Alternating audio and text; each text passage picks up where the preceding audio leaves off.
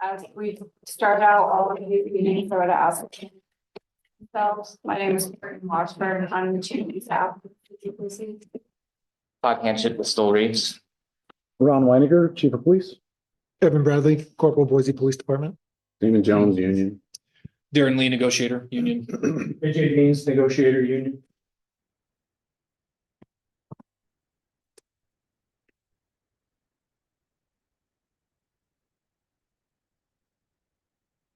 Quick item of kind of housekeeping for our side. I don't know, and I apologize if I didn't clarify correctly when we asked for the FTEs and the fringe rate. We appreciate what we got. Would there be a way to get that FTE broken down by pay grade? Because we were given, because we were given the full total, but for us to be able to kind of know who's who and who's who, to get that broken down, I think would give us a more accurate representation. By pay grade, do you want each step then in the pay scale? Yeah, we'll follow up on that. Okay, we appreciate that. And if I didn't ask last, that's my fault. If I didn't ask for that, clarify that last time. No problem.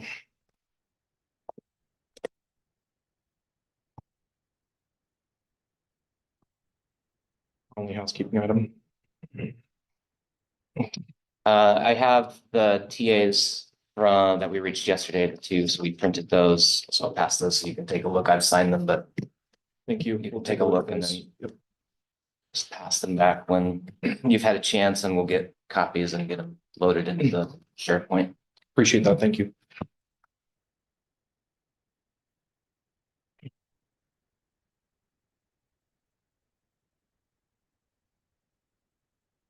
So as we kind of left off yesterday was the understanding that there was going to be further discussion in regards to proposal 17, focusing on the SROs and revisiting the discussion over the promotional process, correct?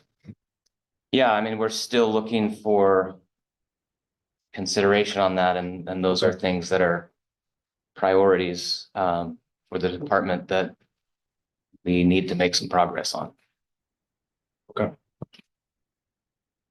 If you don't mind, I think in the interest of time for our union member, Evan Bradley, if we'd be able to broach the subject of SROs first, if that's okay. We brought him here today to kind of speak about his experience as an SRO and kind of things that he saw on a ground level so that we kind of get a little closer to maybe some root causes that's creating this issue between the two parties right now. Okay, sounds good.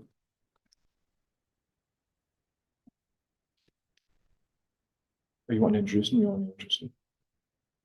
What's that? Okay. I'll introduce myself. My name is Evan Bradley. I'm a corporal here with the Boise Police Department. I've been a police officer for 26 years. 18 plus of those years I served as a school resource officer. And I like being a cop. I loved being a school resource officer. It was what I was meant to be as a police officer. So the first thing I want to say to you guys is, and I don't want to be offensive by saying guys, you all, is SROs want to be in the schools. We want to be there. So I became an SRO in 2006 here in Boise. When I became an SRO in 2006, every high school was covered with an SRO and every junior high was covered with an SRO. We had multiple elementary school resource officers. And as an SRO, I coached football for 6 seasons. I was teaching in classrooms. I was giving presentations. When there was school carnival, I was at it because that was my school. So as we start moving forward, I am all in with it. I am in the hallways with the kids. I stand out in front of my school every day and greet the kids when they came. When they got on the bus to leave, I was there with them because I wanted to be the first and last thing that they saw. The other thing I did was the first day of school, I challenged the kids, have a 10-minute one-on-one conversation with me and I'll never forget your name.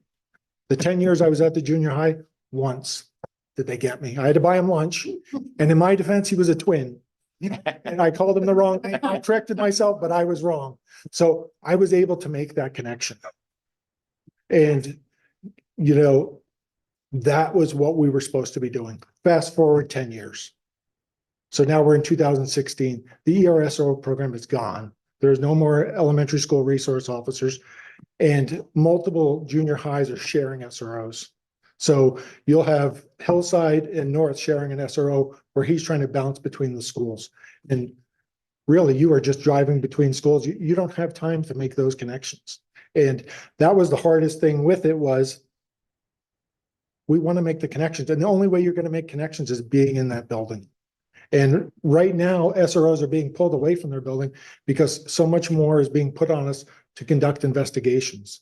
And it's not your typical junior high investigation. It's an in-depth investigation. We're asking SROs today to be experts in fraud, in arson, in violent crimes, and still be an SRO, still find time to teach a class, still find time to coach a team. And we've just spread them too thin. We've increased the workload on them and we've decreased the amount of people doing that workload. And it's kind of handcuffing us because the thing that stinks is I want to be in my building, but I have to run over to another school. And now I'm fighting two different things. I'm like, well, I got to do a great job on this investigation, but I should be in the lunchroom interacting with my kids and I don't have time to do it. And as it happens, it just gets exponentially bigger to where you lose that one-on-one contact with the kids and the parents. I want to know my kids, but more importantly, I want them to know me. And I think that we've lost that just with the caseload that's come to us. And if you look at an SRO, they still want to have that connection. They still want to be kids first, but we're overwhelmed with our workload. So that's my big thing today speaking is I think we're all looking for the same result. We want to have contact with our kids. And that's exactly what the school district wants. SROs have been in the Boise School District for almost 54 years. And when you look nationally, we have to be at the top nationally for having police officers in schools. But I think we've kind of lost our sight of what our role is. We've gone from a community outreach, which is exactly what we should be, to criminal investigation division. And it's totally changed our focus and totally put us on a different path of what we should be doing. And when the union called me yesterday to speak about this, there is nothing professionally that I am more passionate about than being an SRO. I'm no longer an SRO. It was some of the greatest time of my career. But when they called me to ask me to come speak about it, it was right in my wheelhouse. This is what I want to talk about because it goes back to the core of, there was always that buzzword of community policing. And it goes back to that buzzword. And when I was at my junior high, that was my community. I knew the kids, I knew the faculty, I knew the custodians, I knew the lunch ladies, and they all knew me. I was the sheriff of that town and not walking around with a heavy hand, but, you know, a smile in the hallway. I can ask, you know, oh, I know your daughter's going to Dartmouth. How? And we had that connection. We no longer have that connection. We have people on this board where I was their SRO for all three of their kids. And it is awesome for me to see them now. One of them is a firefighter for the city of Boise now. And I still see him as a goofy 7th grader who would eat chocolate chip cookies and never share them with me. But now he's a grown man and I have that forever connection with him. And that's what we need as SROs. And I think sometimes as SROs, what we do kind of gets undershadowed because there's no way to document what an SRO is doing.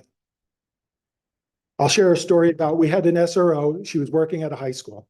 She had a student there who was in between homes, her and her mother were frequently homeless. The girl had braces and could no longer go to her orthodontal appointments. And the girl took a pair of pliers and pulled her wires off her braces. She wasn't able to get the fasteners off her teeth. So the girl was going around school with just the fasteners on her teeth. This SRO reached out to a local orthodontist and had that orthodontist remove the hardware from her teeth and give that girl back some dignity.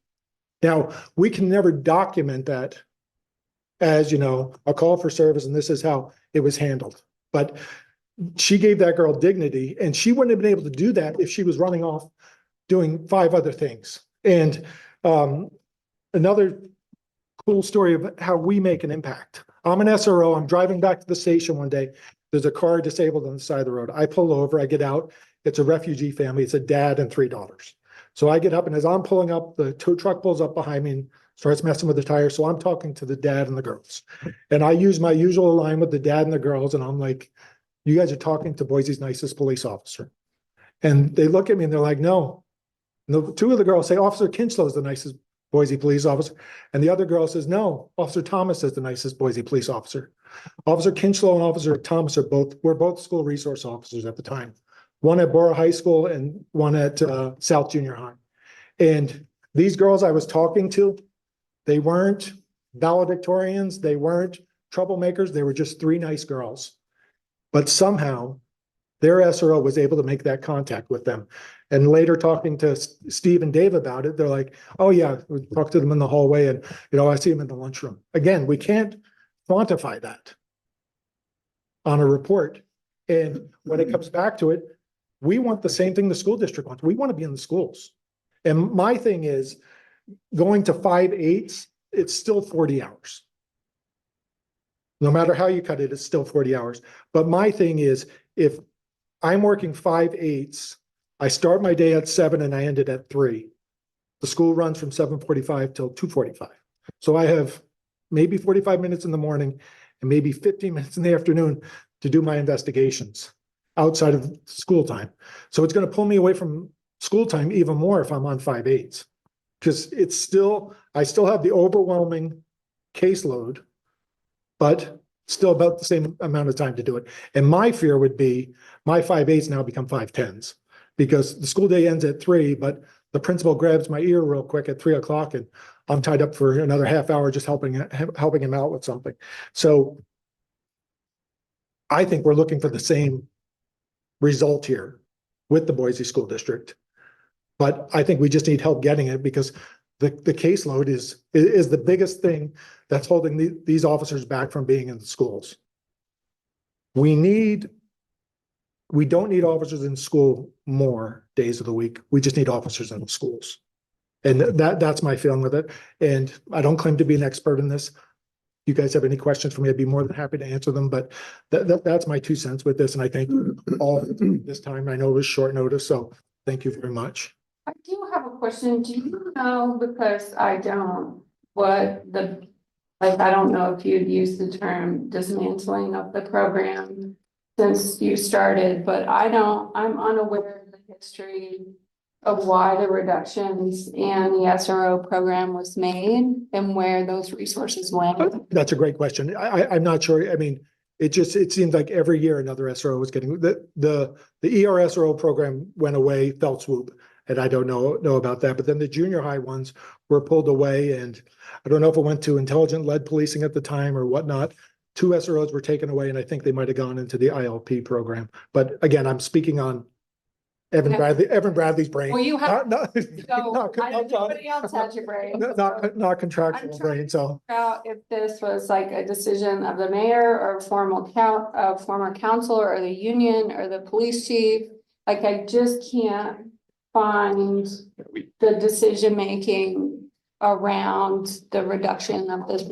So the union would never be involved in deciding we're creating a new unit. We're gonna, get rid of this unit and create a new unit. The union wouldn't have made those decisions. So it more than likely would have came from the administrator or the chief or something. We don't even have the power to make those No, it's decisions. not. Yeah. I don't know what happened to the program. I don't either. I appreciate that. Yeah, absolutely. Evan, I have a question, and if it's been a number of years since you've been there, I don't know if you'll be able to answer. But approximately when you last left the SRO program, what percentage of your time do you think was devoted to investigations versus I would say I was 75% investigations. 75%? Now, I was at a high school at the time with a high volume, so I'll give that caveat, and they were in-depth investigations. I mean, to me, the investigations that we were doing as SROs, if our detectives were doing it, you'd have at least 1 detective or 2 detectives working that. And as an SRO, we're on an island by ourselves and we're having to do it. And I mean, pretty complex stuff with drawing search warrants and all this stuff. And again, it's just another burden that we're putting on a group that should be in the classroom, should be in the hallway, should be interacting with students instead of having to do these, but it was by far, I felt like I went from community outreach to criminal investigations. When I left SROs, I no longer, I would say the last 6 years as an SRO, I no longer felt like an SRO. I felt like I was a junior special victims unit detective who dabbled in being an SRO. Thank you.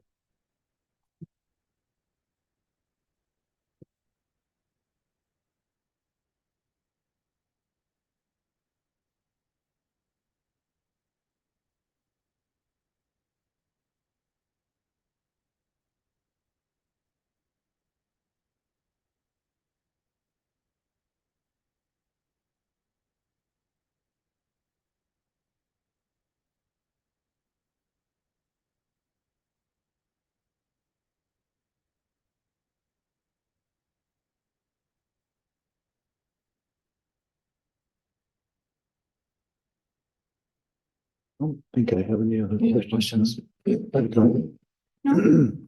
Well, I do have one. If investigations, if we had a magic wand and we lifted investigations off from the SROs, what would they do during the non-school time that they're on duty? I think that's when you're making interactions in your community. So I served over at LeBois Junior High, so we had LeBois Junior High in Trailwind. I think that is a perfect time to be interacting with kids on the playground, to be making those community interactions. The other thing that I was able to do back then too was I taught classes at area preschools, area daycares, just making contact with them. And again, solidifying that, officer contact with the community. And having spent 10 years at the junior high, I was able to meet a kid in preschool and bring them all the way through junior high to where the parent was then calling, asking for Officer Bradley, and they knew me as Evan. They didn't know me as this cop driving by them. It was somebody that had personal contact with them. And the other nice thing too was we were able to make that personal connection that, the last thing I ever wanted to do as an SRO was to write a kid a ticket. But if I had to write the ticket, I wanted that kid to know they messed up, but I still cared about them. And as being an SRO that you can still interact with the kids, they get that. They're okay being held accountable. They don't really like it, but they also like that the next day I can still joke with them in the hallway. And I think, those off times, those hours before school and after school, that's when you can make that personal connection with them. That, it's outside of who I am as a police officer. Keep telling you guys these stories. I'm gonna tell you another cool story. So I coached football at the junior high, never played an organized down of football in my life, unlike some people on the board, but I just had a great time doing it. Fast forward 6-8 years, I'm downtown working New Year's Eve, down with the potato about to drop. And there are thousands of people around me. And I hear somebody behind me saying, "Hey, coach, hey, coach, hey, coach." And I turn around and it's this kid, Parker. I'm like, "Parker, what are you doing?" And he comes up and gives me a big hug. And I'm standing there in full uniform. He didn't see me as a cop. He saw me as a coach. And that's exactly what we want to be as SROs. We want people to see us beyond our uniform. And I think that's the hard thing that we're losing today is we don't have time to make those personal connections. So yes, I mean, those hours before and after school are awesome time to be making those community contacts. What was your normal shift when you worked as an SRO? So my normal shift was 6 to 4, 6 a.m. to 4 p.m. The last 6 years, I did a ton of this. You tried to do as much investigation as you could before 8 o'clock, just trying to get it out of the way. But the parent doesn't want you come knocking on the door at 6 a.m. to talk to them about their bad kid. And, so I mean, that's the hard part with it. So, 6 to 4 was generally my day. And so 17 SROs, usually 9 would work Monday through Thursday and 8 would work Tuesday through Friday. So we would cover the week. And then the other hard thing was we're already strapped. So either on Mondays or Fridays, you're strapped with your caseload, but you're also covering another school. So, but I mean, there is coverage on those days. I mean, half the SRO units either working Mondays or Fridays. I'm sorry, go ahead. Just a little clarification here, so we're aware, we don't have an SRO assigned to every middle school. North and Hillside share, I think you mentioned that, East and LeBois share an SRO, so you have an SRO going back and forth from school to school, like, Evan said. And then Frank Church has to cover Frank Church base, West Junior High. That whole complex up there. Are there two SROs there still, or is it? There are. But I mean, it truly needs at least three, because you have two over on the Frank Church campus. And then you have nobody over on the West Junior High campus. So in echo of what Evan said, I mean, our SROs want to be there as much as possible, but it can't happen because their chain of command is assigning cases and limit the amount of SROs. And, you know, they've requested, you know, you look at summertime, our SROs have requested to do training. You know, all these things that we normally do in a police department with quarterly training, vacations even, happen throughout the year. That pulls our SROs out of schools. SROs have requested to have their block training limited to the summertime. They get it all done in the summer, which wouldn't pull them out of school. That's been denied. They are also asked to take most of their vacation in the summertime so that they can be in their schools, so they're limited. I don't know that it's forced, but I think it may be heavily recommended, yes.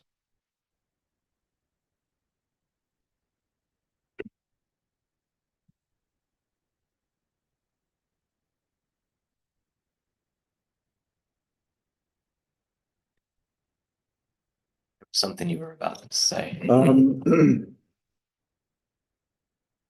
to remember what that was now. In the SRO's schedule, half working Monday through Thursday, half working Tuesday through Friday.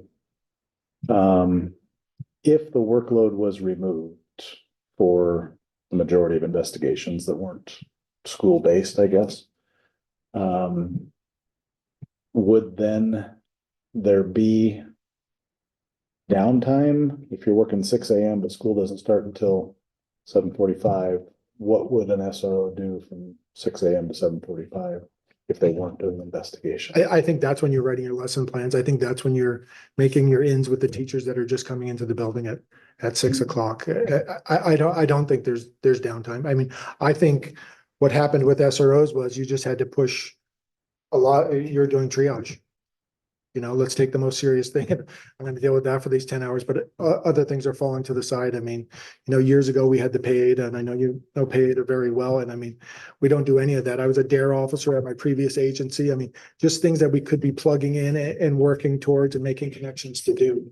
And, you know, a lot of that can be done before kids are in the building, because I feel once kids are in the building, I don't need to be sitting at my desk. I need to be in the hallway, you know, in between classes. I want to be in the hallway and catch that kid that's walking down and just kind of kicking rocks as he walks down the hallway, and just be able to have a conversation with him instead of sitting at my desk writing a lesson plan that I could have been writing at 6:15 when I got in the building, or I could have wrote after, you know, I get everybody loaded on. The afternoon would be harder because school gets out at 2:45 and to 4 o'clock. There's always kids on the campus. So, I mean, that is a great time to make, you know, inroad connections with them. And, you know, and it's amazing too, you get to school at 6 a.m. How many kids are at school who hate school? And I could never figure out, what do they do? They're there for the free Wi-Fi. But it's also a good time for me to make a connection with that kid who normally I'm not going to chat with. But, you know, I see him sitting against the building, and, you know, I go up and, hey, what's going on? Oh, I'm just playing Fortnite. And I'm like, I don't know what Fortnite, explain to me what Fortnite is. Well, now he has something that he's better than me at and can talk to me. And next thing I know, 20 minutes have gone by speaking to him about it. I think if you lessen their caseload, you're not lessening the work that they have to do. You're just giving them more things that are productive that they need to be and want to be doing. Other things, chief, is they're running traffic, they're driving the bus stops before school. Those are things that go on currently. Mhm. And all of those things that you described, if you were if you work Monday through Thursday, they're really not taking place on Fridays. Even though somebody's covering your school, it's really hard to, Sure. as you said, because of everything that's Mhm. actually make it to the school. Yep. So what happens those days? I'm assuming that's why we're hearing from the school district that they're missing the SRO and the, See, I disagree, chief. I think we're hearing from the school because of the other days we're not in the school. Because it stunk for me to walk in and tell a principal, hey, I gotta run over to East Junior High for a couple hours. It got to the point where I'm like, maybe I'll just slide over there and come back and not let him know, but I had to always let him know I was leaving, and it seemed it was daily, if not multiple times during the day, that I told him I was leaving. So I don't think it's necessarily 4 or 5 days a week. I think it's just when you're there, you are present and you're doing things. We stay with the normal schedule and you go to 5 days a week, you've just spread it again thinner. And that was the hardest thing with being an SRO for me was I loved what I was doing when I first became an SRO. Last 6 years, I was a detective that wasn't being compensated as a detective. And that was the hardest thing for me was, I was doing the work of a property crimes detective and they're getting an incentive pay I wasn't getting. I wasn't resentful about it, but it was in the back of my head. And then I would think then, if then they went to a 5-day work week, what is that doing to me now? You've just spread me even thinner now that, everybody else can accomplish their job in 4 days, but now I got to do mine. And I got to do more for less in more days. So, I go back to SROs want to be in the schools. They want to be interacting with the kids. I would challenge you all to find an SRO that one doesn't like kids and doesn't like being in a building. They're in SROs for the wrong reason and they're not here. You look at the people we have today, they are all good officers and superior people. And as a dad, that's what I want. I want a good cop, but I want a great man or woman interacting with my child. Evan, I had a question. Yeah. So I guess my question is the solution to the SRO problem forcing SROs to work 5/8? Is that the solution? That's to the not the problem? Mm-mm. The workload to me is the solution. And just as an, as an administrative point, and speaking to the SRO unit, they informed me that currently 10 of the 17 SROs do work Fridays, whereas 7 of the 17 work Monday through Thursday. So the majority of the SROs are currently on that Friday day. But I think what we're hearing is just that spread, the larger locus of control as these SROs are just getting pulled in multiple directions by different schools, certain administrative forces that are just requiring them to be in different places at different times. So. okay, So I just want to make sure I'm tracking this correctly. The question that you were just asked about is 5/8 the solution. That's a little bit narrower than I think the problem that I heard you describe, which is the additional work that you were doing that pulled you away from the SRO work. Mm-hmm. So I guess my question would be, if you were to pull that additional work, take that off of your plate, would there be benefit from the kids' standpoint to have you there in the school, the same person in the school? All Well, 5 days. well, I think there is benefits to it, but I don't like the mandating part. I guess the mandating part's the part that I would have an issue with being told that that's what I have to do. And why is that? Because my thing is I'm a school resource officer and when I'm at my school, I am 100% at my school. But when I'm home, I want to be home 100%. And if I'm only home 2 days a week instead of 3 days a week, that's a day I'm taking away from my family. Sure. And, I've said all along, I want to save everybody's kids, but I'm starting with mine first. And to me, if I'm having to be away from my kids one more day where, I can go work day shift patrol, have 3-day weekend and be home, then I'm going to go do that. And I just wanna, he described the history of what it's come to now and how the officers are pulled away from the schools for investigations. 410 schedule has been in place for over 20 years. It's not a problem until now. So we're saying that the correlation is what it is. It's because of, they're not in the schools because they're out doing investigations. This has never been a problem until now. Well. I understand that's what you're saying. Yeah, And I would But push that's- back a little on that because I was an SRO supervisor for 3.5 years in the early 2000s, 2001 to 2004. And I heard much of the same concern coming from the SROs at that time, that the workload of investigations was preventing them from spending the time they wanted to with the kids. And I also heard from the schools concern that there weren't SROs in their schools on Friday or on Monday week. So it isn't a new phenomenon. Those were concerns and have been concerns for the last 23 years that I personally am aware. So it's not like this just sprang up today. Well, and that's what I was just trying to understand. I mean, I get the concept of having too much work on your plate. Everybody's been there. I get how that works, and I get how that could play into your ability to be an effective SRO. I guess from, what I was interested in, given that you spend that time there, is the kids are there 5 days a week. Mhm.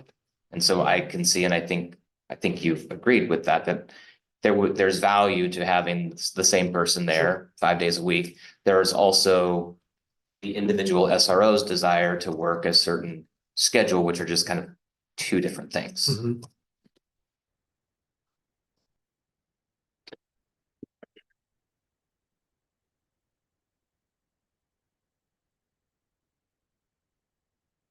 Quick question, this is just, I wasn't working here in 2001. How many SROs were in the unit when you were the supervisor?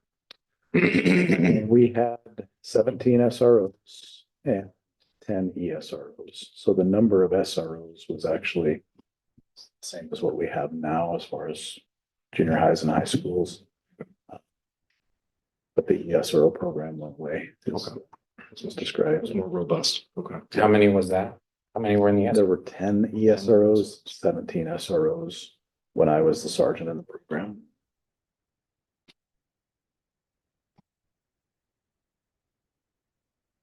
And so just from my understanding, the SRO program went away, and that's just that the elementary schools are not provided any service in that capacity anymore. Is that right? Correct. When the elementary schools do need SROs to speak to the workload distribution, those elementary schools feed into junior highs and high schools, and the SROs are tasked with I see. service those ESROs as needed. And the hard thing with that was, so ESROs go away. Junior highs and high schools absorb the elementary schools. The directive from our supervisors is tell them to call patrol.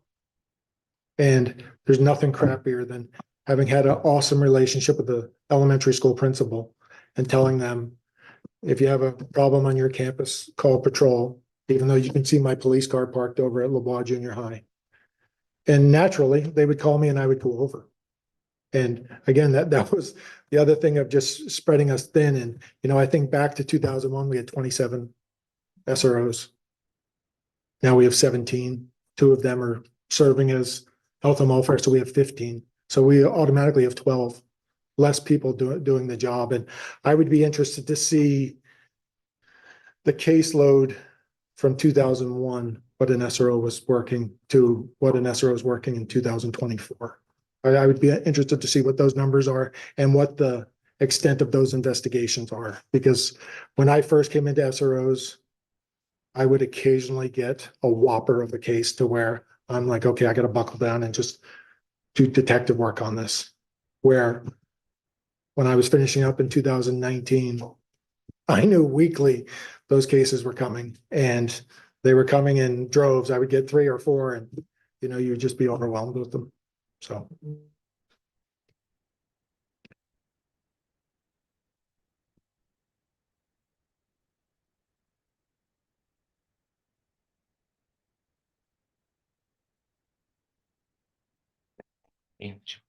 No, Add to that. Okay. Thank you. Yeah, you bet. It's a lot easier watching this than actually sitting here. To speak on it. So I thank you all for your time. I appreciate it. Thanks for being here. You good with me? Yeah. Thank you. Thanks. Thanks. Thank you. Appreciate it. Yep. Thanks. Thanks, brother. Appreciate it.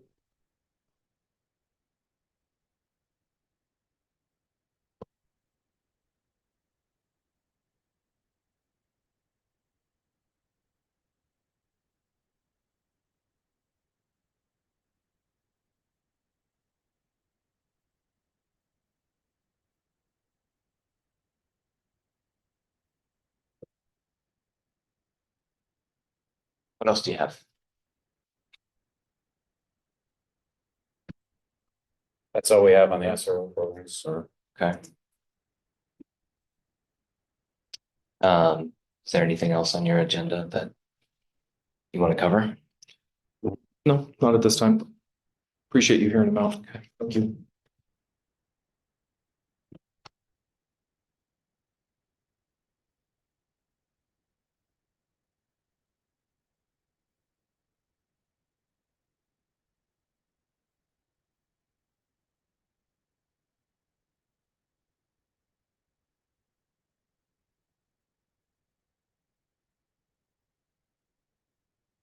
Caucus. Have a little discussion on our side. Fair enough. 9:36. So the time. Let's come back at 9:45. Oh, no, that's, sorry, 9. We only need 15 minutes, so 9:50.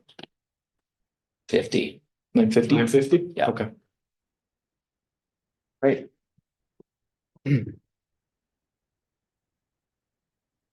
Okay, so appreciate hearing from Officer Bradley, and his experience as an SRO. I think we all can agree that he's the type of person that we like to see in the schools interacting with kids, and, I have kids and I can see the value in the work that they're doing, and we appreciate it.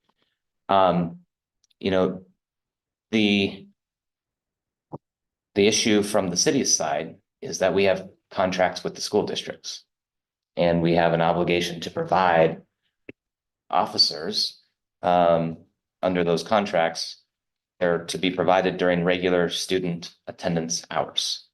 And so I understand the work assignment issues, and I would hope that we can explore that.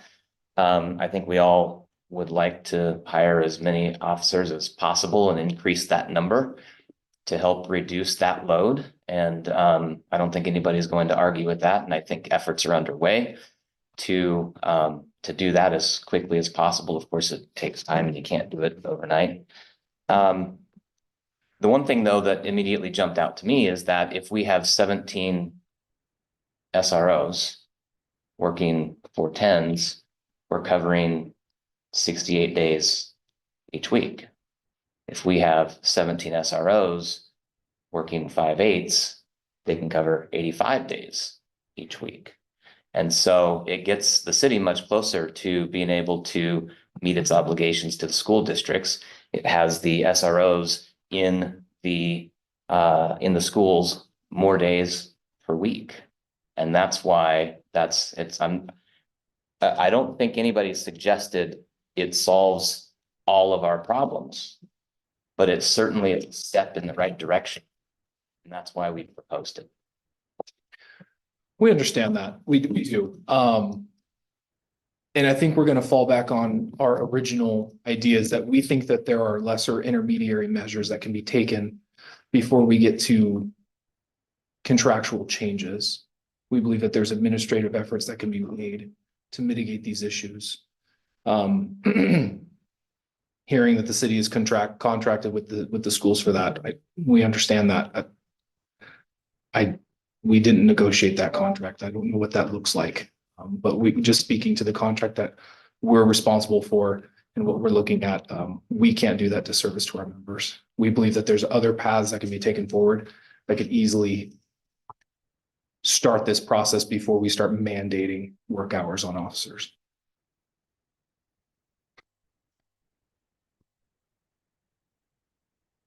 All right, so we've been at this a couple of days, and we have a handful of TAs that consist almost exclusively of wording changes, bringing in sentences from an MOU, correcting some out-of-date provisions. We've fixed a spelling error. And we renamed an annual payment so that it's not a complete sham. That's what we've accomplished in 2 days. We've accomplished nothing substantive. We have made proposals that are intended to allow for meaningful changes. And the union has simply rejected them. And what we're hearing is that the union's just not interested in working with us at all to try to improve the service that we're providing to the city's residents. Based on what? How many proposals have we agreed to in the last 2 days on your side? You have agreed to change out-of-date provisions. A number. The number doesn't matter. The substance matters. 9. Yeah. It's 9 that are not substantive in any way. We've made proposals that are intended to improve the service that's being provided to the public. We have proposals to allow promotion to sergeant based on prior supervisory experience. The union said no. We have proposals to allow us to promote lieutenants who are the most qualified and who will help us provide a higher level of service. And the union has said no. We have a proposal to allow us to assign SROs to work more days per week so we can provide a better service to the school districts and to the children. And the union has said no. And in fact, the union, it just reiterated it now, not only has the union said no, the union has said, it's your problem, go figure it out. That's not helpful. That's not helping us accomplish the things that we need to accomplish in order to serve the city. And so if the union's not willing to have that conversation and to make movement on these issues, there's not really anywhere for us to go from here. I think excuse me. I think it's clear that we have made movement. The last 2 days, we've already TA'd 9 proposals. Okay. 9 proposals that do what? We've tabled 2 of them. So with the probability of us as we go forward, tabling 11 of your 15. Okay. Progress is being made. I would call that a mischaracterization of how this has occurred. We're not at this barrier, at this block. We're still here together speaking and negotiating. I'm not calling this anything.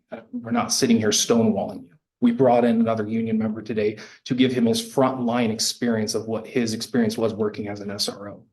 I wouldn't call that at all how you're characterizing this.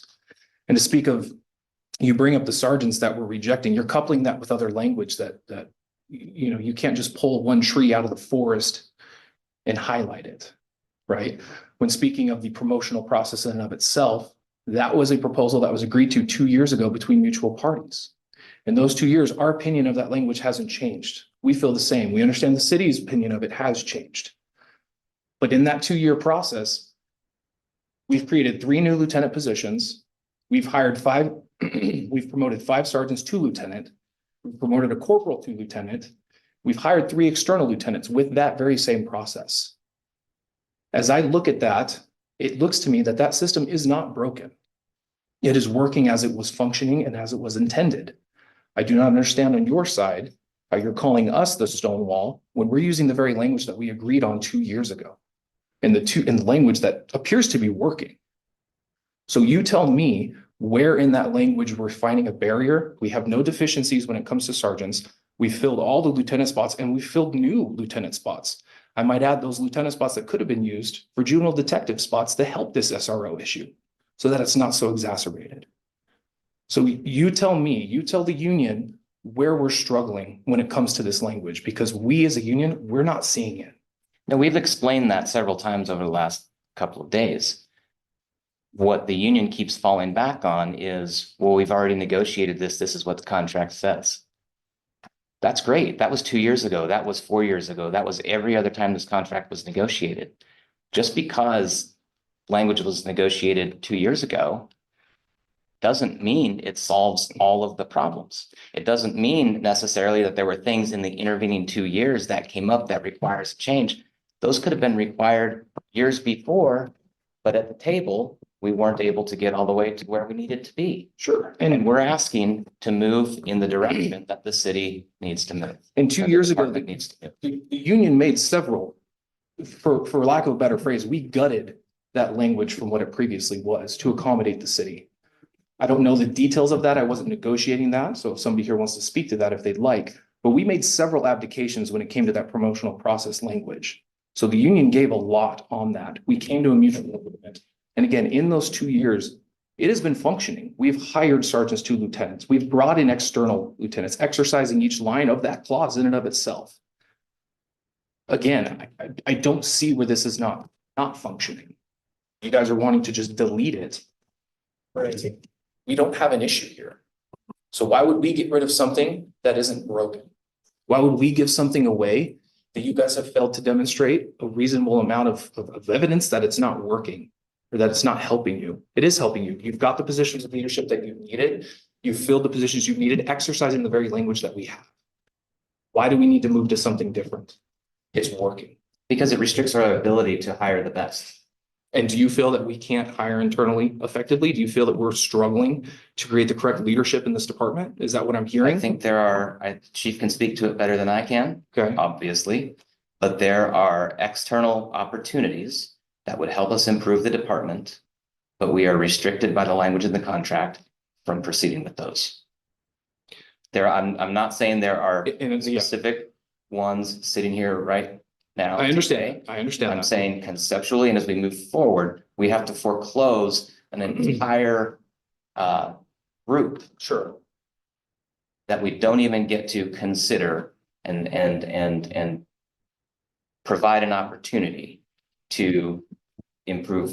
You're saying as they're hired as BPD officers, their ability to promote to a sergeant or a lieutenant within 1 or 2 years. Is that what you're saying? Or the ability as an external to get picked up? Because the language covers that.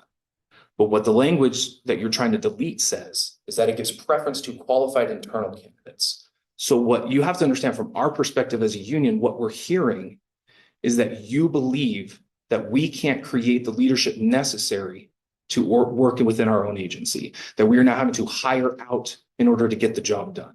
That's what we're hearing. After we've abdicated this language years ago to give you this framework, we see it working. I've given you the numbers in the last 2 years. That's the message we're now hearing, is that it's not good enough. Our internal people are not good enough. We're having to reach outside.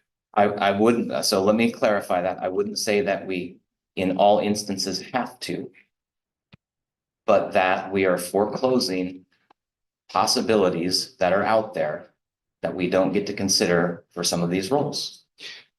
For external, Or external, okay, the language clearly allows external candidates to get in. And I think if we go back to the last 2 years or last year and a half or far going back,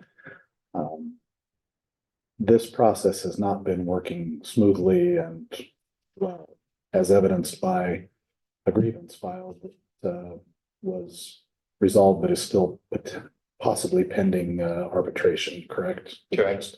I'm not a grievance board. I'm just a negotiator. So I don't know the details of pending litigation. So there was a grievance filed and decided, but still out there pending potential arbitration Okay. related to the lieutenant's process, the Okay. language and the parameters that are in the contract. Is there language we're talking about? Because you guys are blowing up the whole paragraph. You're taking it all out. So if there's a certain, we're happy to see a counter proposal of something that's actually the root cause of the issue here. We're happy to look at a formal proposal if there's something that's actually creating friction here. We're willing to hear it, but you're taking the entire process away. You're leaving the people who come to this agency and they put in the time and their goal is to promote and to expand their leadership and to build respect and to build in their career and profession. And you're taking away their ability and their protections to be preferred within their own interagency so that we don't become just a mercenary agency grabbing whoever's resume looks prettier on the outside. You have to see it from our perspective. We're not going to give away a protection for our union members for that. But if there is language in there that is causing a friction, we're happy to look at a counter proposal that highlights that. I think all we're really trying to say is that we want the best. If the best is internal, then we want the best from internal.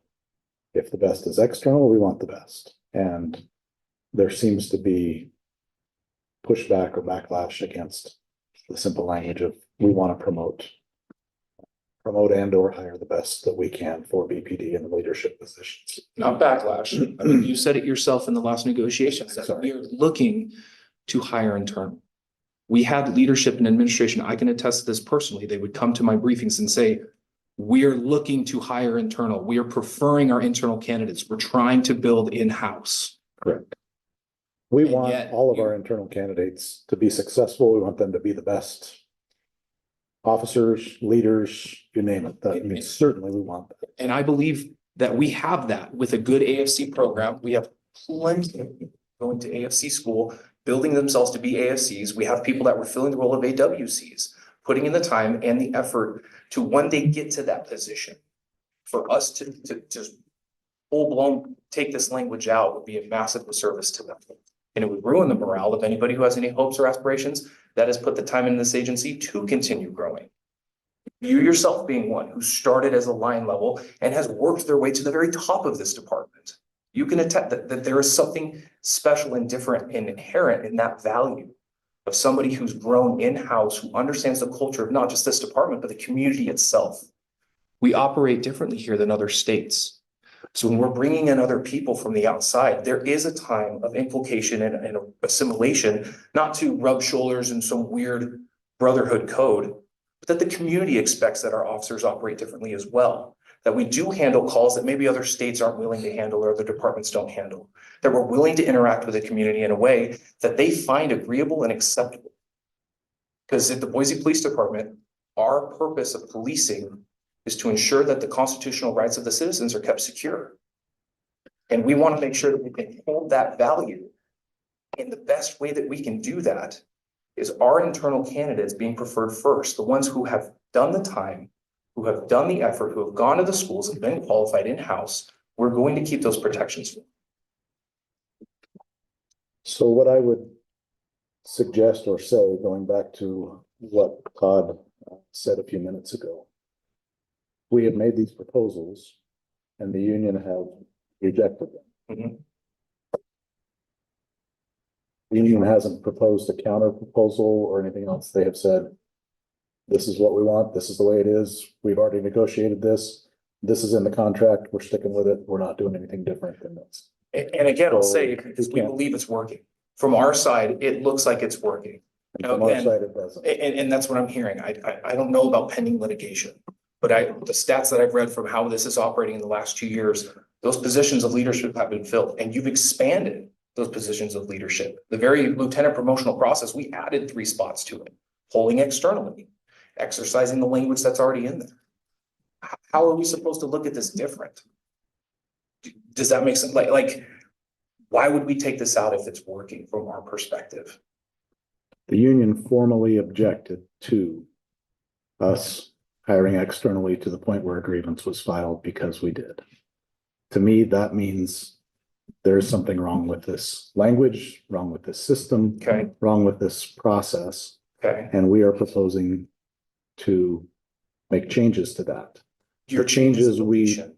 proposed is to delete that because we don't feel the union should have influence in the lieutenant promotional process. It doesn't involve union members. What doesn't? The lieutenant process certainly involves people who are union members applying to be lieutenants. Very much so. But the lieutenant process is a process to promote or hire someone to fill a leadership position at the lieutenant rank, which is not a union rank. This is not a true. union position. This is true. And so that's why we have proposed to delete that language. Okay. We would, rather than make a proposal and then have the union reject it, and us make another proposal and have the union reject it, and we go back and forth for I'm not sure how many days doing the same thing, it appears to me like the union should make a counter proposal that shows some willingness to make headway in the problem that we have described. So that, I think that's And how to be negotiation clear, works. we have even in the absence of that to this point, we have modified our proposal in an effort to try to make some progress. On the sergeant's part, yes, you have not touched the lieutenant promotional process. And corporal, We've left it completely and deleted. there, and the corporal aspect of it. I understand you're wrapping three different proposals into one. How do we accept one if we don't like the other? So that's You why make I've been a counter. asking. I understand that. And if we don't agree to it, we're not gonna make a counter. I don't know how And else. that's why I said I don't see where we go from here. We've offered our 6 proposals on day 1, 3 were rejected outright, tabled. Copy down. You did it this time. He did do it. But as I was saying, we initially issued 6 proposals. 3 were rejected outright and 3 were tabled due to economic value. We understand. Those 3 that were rejected, we talked about it, but we decided to let it lie because it was clear that the city was not interested in entertaining those. We would hope that you respect us with the same way. We've made our position as clear as we possibly could. I don't know how else to say it than to just say, we're happy with how this is. We've looked at the language. We've advocated on it previously. When it comes to lieutenant promotional paragraph, it's working for us internally as a department, and we're not willing to move on. I just don't know what else to say. Progress is being made in other parts of this negotiation, absolutely. But we're happy to start moving into economic. We've offered twice now. We're happy to start giving other proposals. We are making progress. We're TAing things, nothing on our side, but things are being TA'd. There is a reasonableness here. We're trying to negotiate. But when it comes to blatantly removing protections for our members that are trying to grow in this department, the same process that you took advantage of, we're not going to let that go.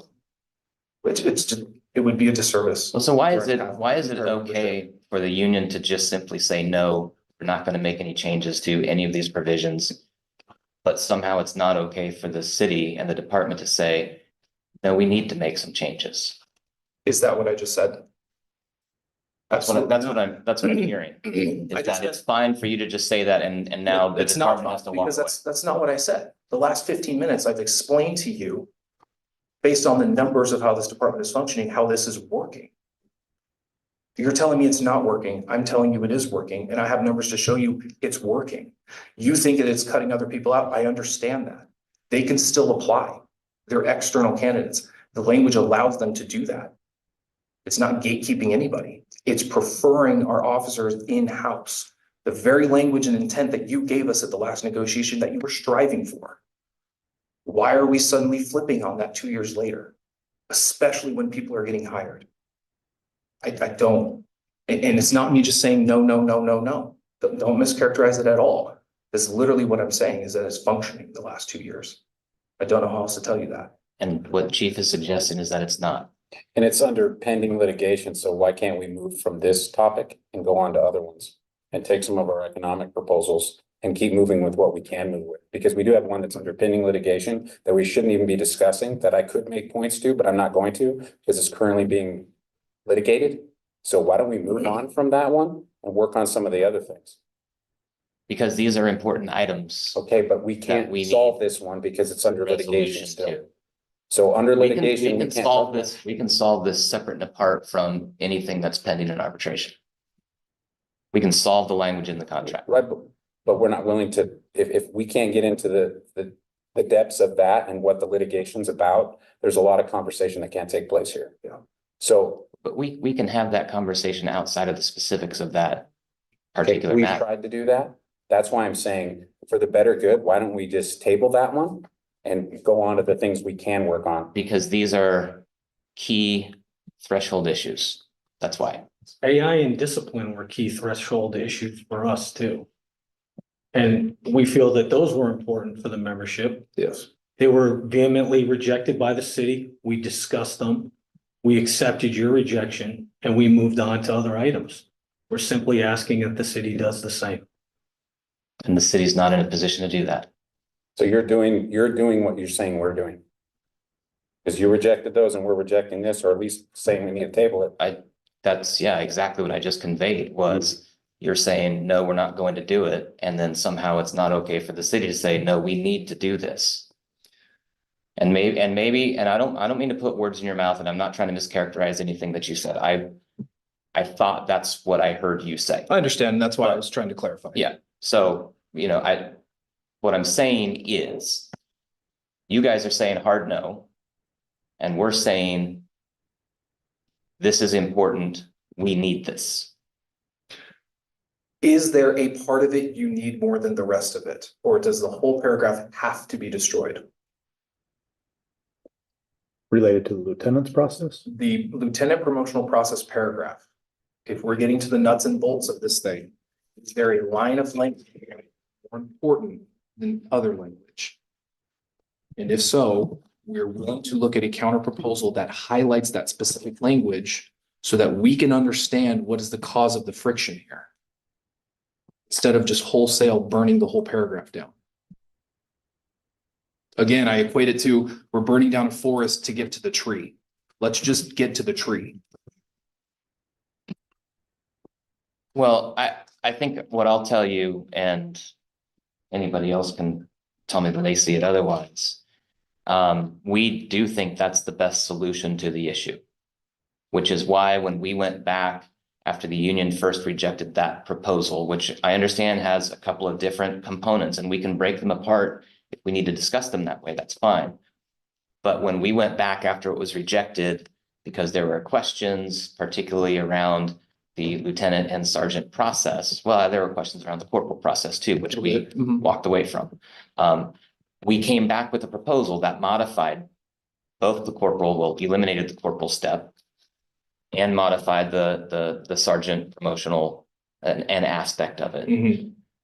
Because we're trying to get to something that helps us move in the direction that we need to go, that you can agree to. Yes. I'll tell you, we're not in a position to keep guessing at what the union will agree to. And what we need is we need to eliminate the lieutenant The whole paragraph has to go. paragraph. The whole paragraph has to go. That's your position? Yes.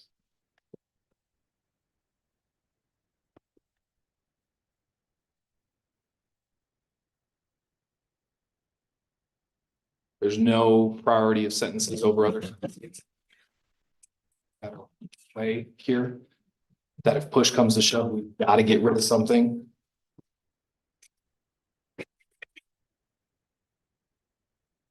I do.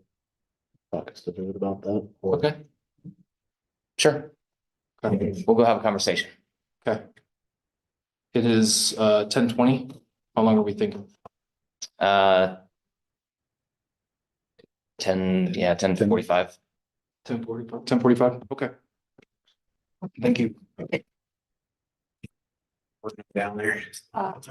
They're all mine. I was gonna say, Like I said. that's not what, we just ate all ours already. We've already munched. I've already ordered them.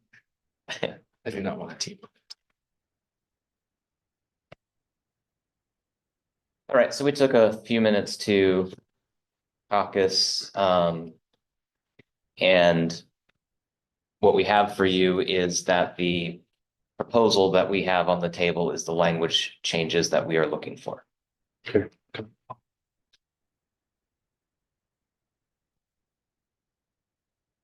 I think with that, response, the reasonings that we've already spoken of remain the same.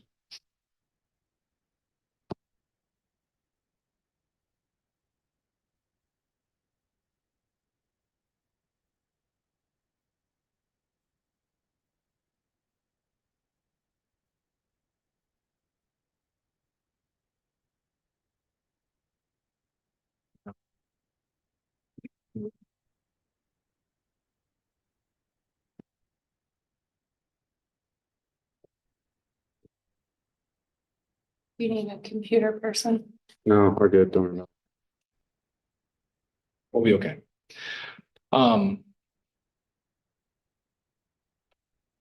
Yeah, our response stays the same. We're happy to move on to economic items. And I'll just reiterate, we don't think it's appropriate or going to be productive to move on to economic items while we still have open non-economic items that are important and will need to be part of an ultimate agreement.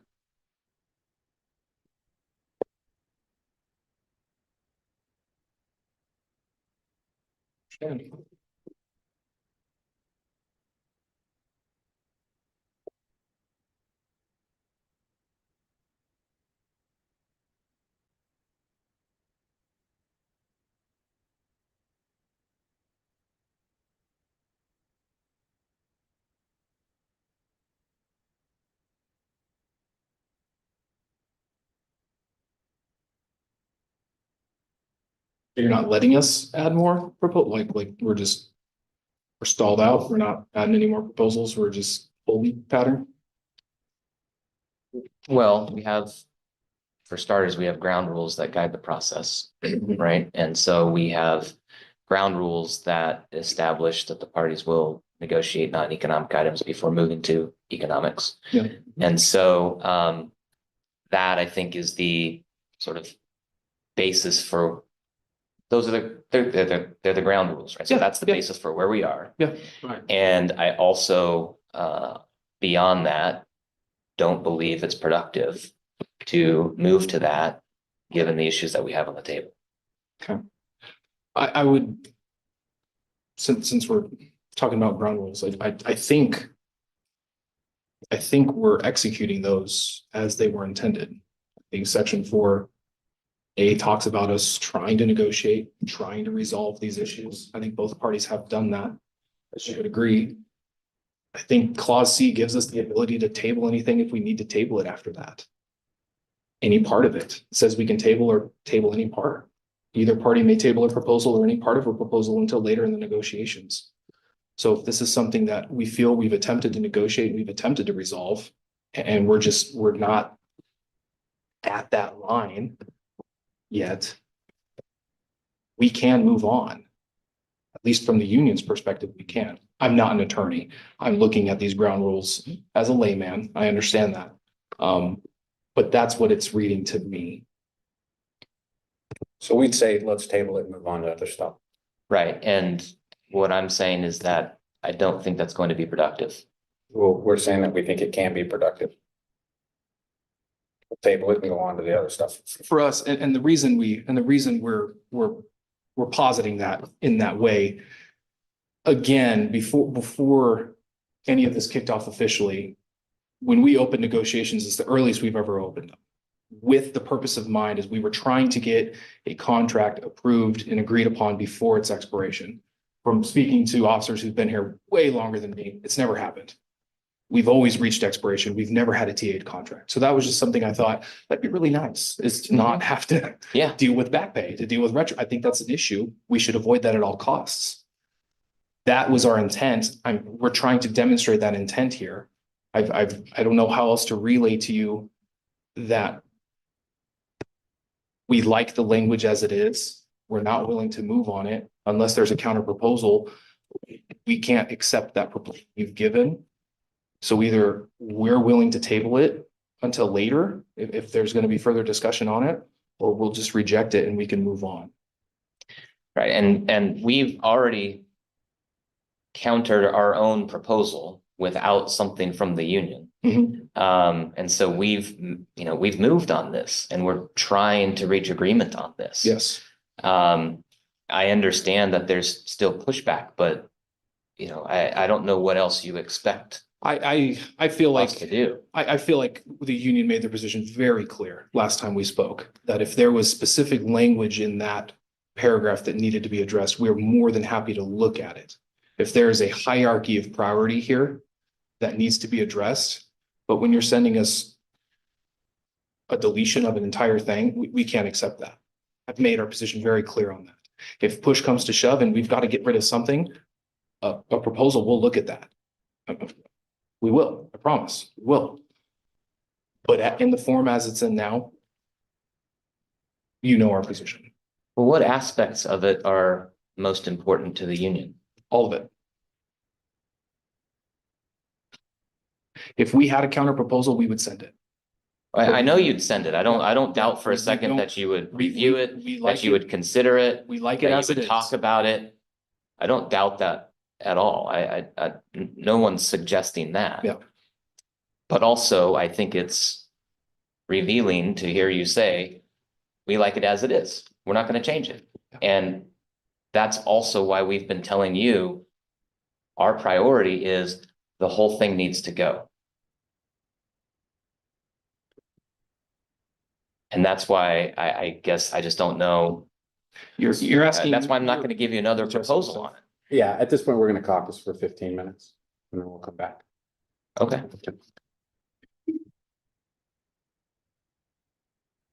So it's just a heads up, we've TA'd these. Do you guys need to make copies of these? Yeah, that would be great. Thank you. Yeah, so we got those looked at, TA'd.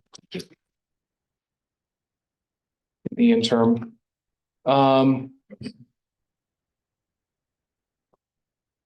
Moving back and spoke, we caucused, our position is the same as we wait for either a counter proposal. But as it stands now, our position on that is saying we reject that proposal and we're ready to move forward. And we're in the same position where I just don't think it's productive to do that. I understand that. How do you get to deny my rejection on a proposal?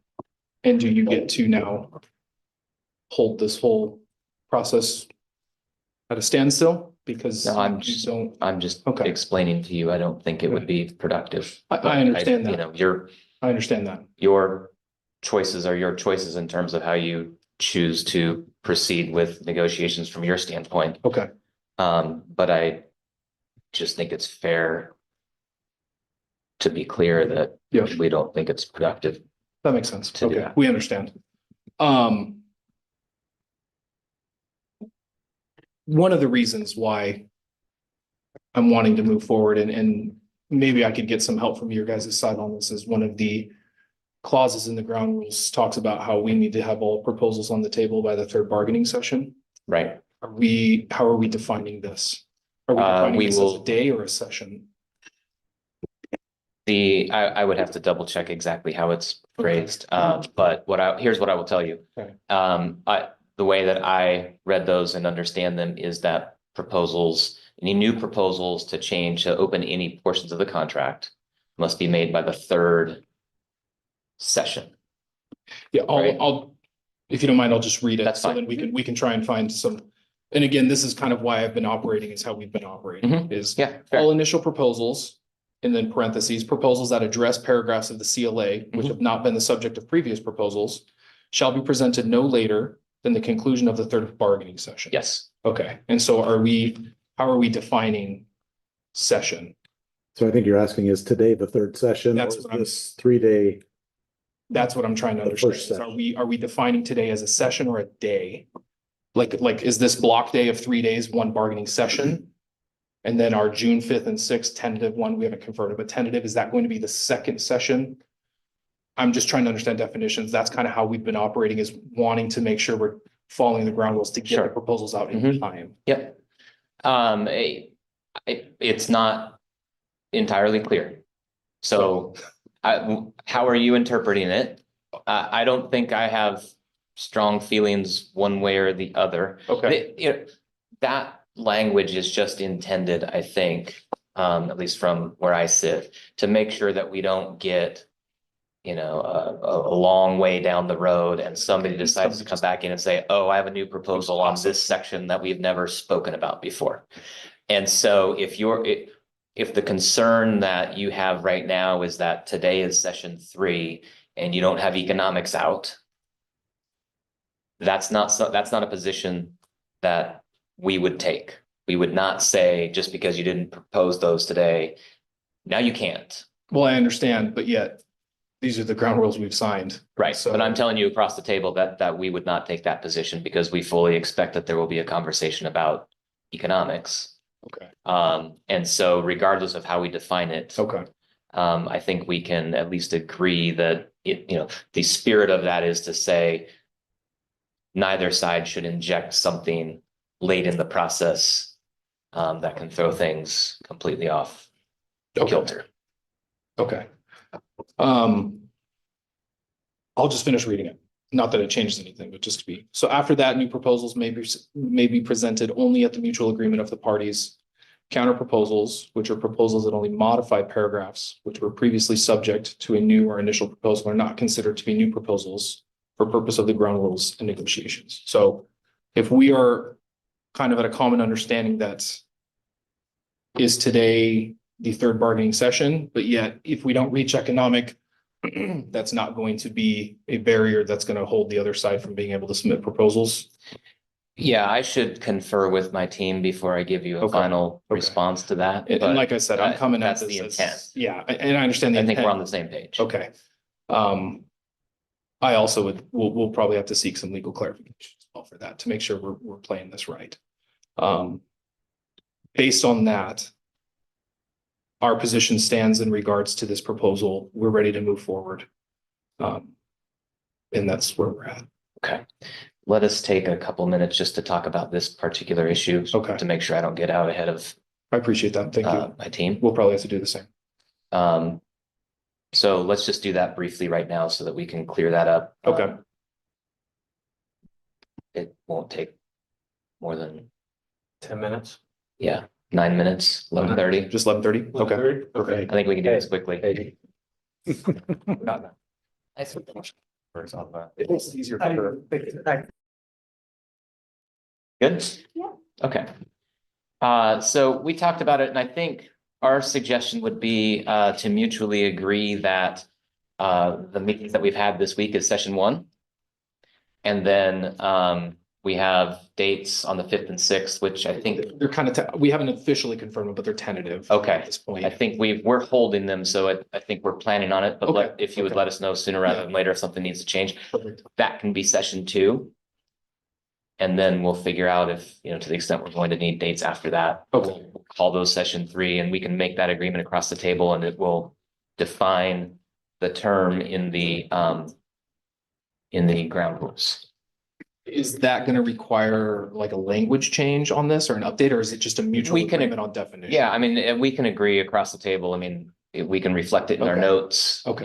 Anything like That that. we- We're not gonna have any issues on That it. we've like verbally defined what session. Yes. Okay. I don't see issues from our side. I think with our first block day being defined as a session, the union is agreeable to that. Okay. And like I said, I'll put it in my notes and Yeah.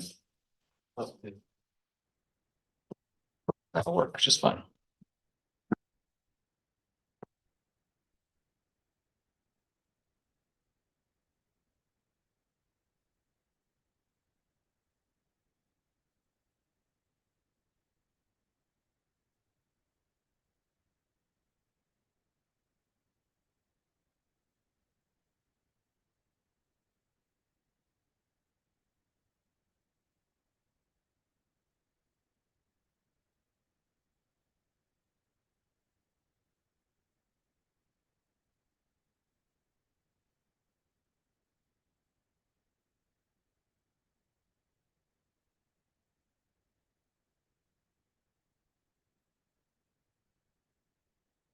June 5th.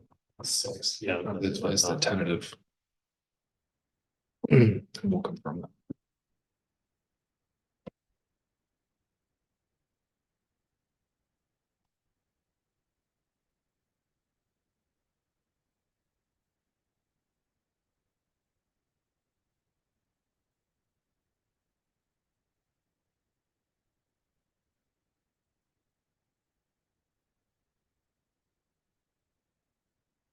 So with that, we are ready to move forward.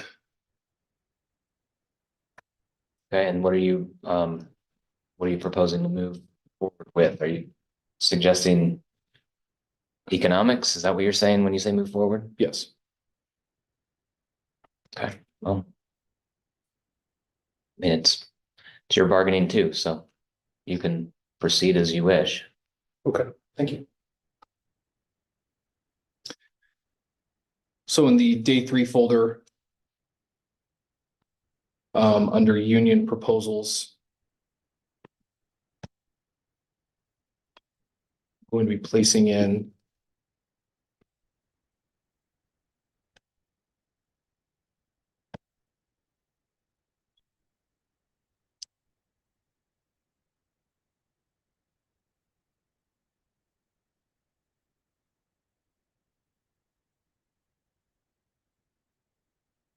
A and okay, yeah, so this is officially, we finally got to the letter A. So this is proposal A. And this one is called shift differential. It's kind of the overall concept of that.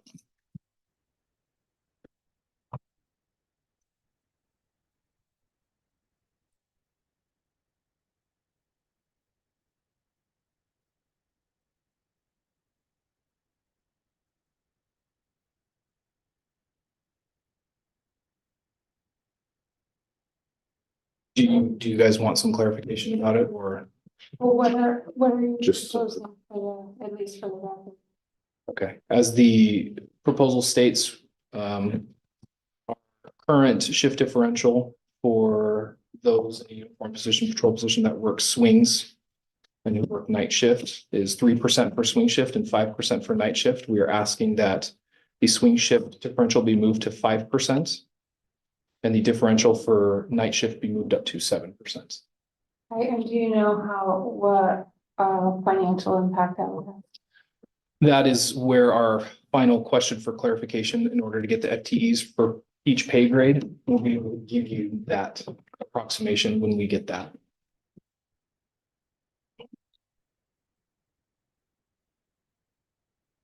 And what is the justification for the increase?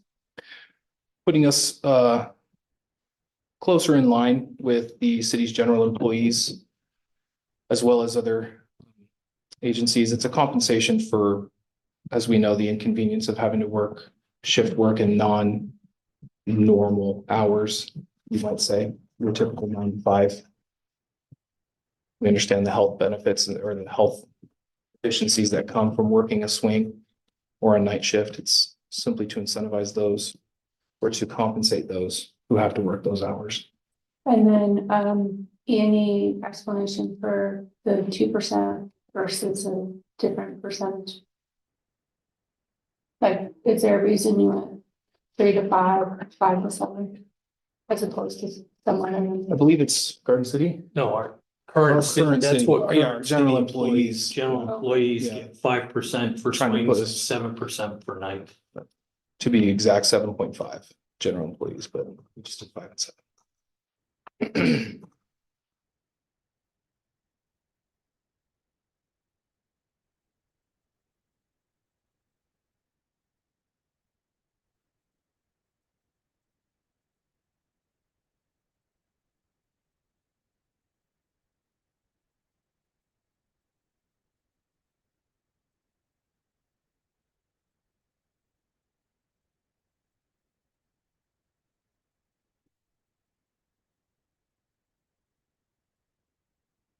I think maybe some words are missing in the last part of this proposal. So your deletion of those words makes the sentence, the shift differential shall be in addition to what? Incentive pay or? It got a little complicated there because we had an MOU for this language. Oh, okay, so it goes back to the composite rate definition. So if previously we had discussed the language on the composite rate that we corrected and we TA'd. Do we have I could go over, do we have the TA folder? So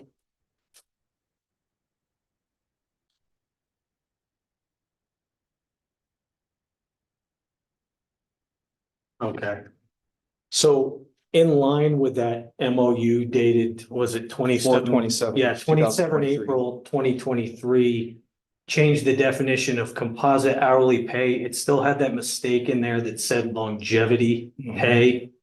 So he made that note in there just so it's in line with The current TA. with the for that current MOU. with the MOU that's current, and then we TA'd the MOU on that definition of composite pay. So the sentence, you're proposing that the sentence read, this shift differential shall be in addition to any other incentives. Is that how I'm supposed to read this? At this point, we would probably just have the MOU language be incentive pay. I don't, We could I'm missing something. no, yes. It got comped when I. Oh, that's fine. If you wanna take it back and make sure it reads the. way- Yeah, when I was trying to add the MOU in there, it got a little, Oh, no worries. Got I a just little can't follow. spaghetti. I can't follow the sentence. no, me neither. I think that's gonna be on page. 7. I don't understand the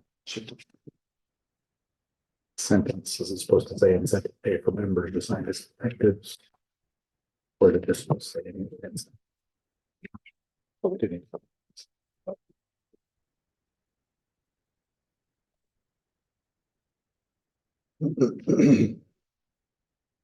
So the last sentence says, this shift differential shall be in addition to the longevity matrix rates and hazardous duty or investigative incentive rates for sergeant.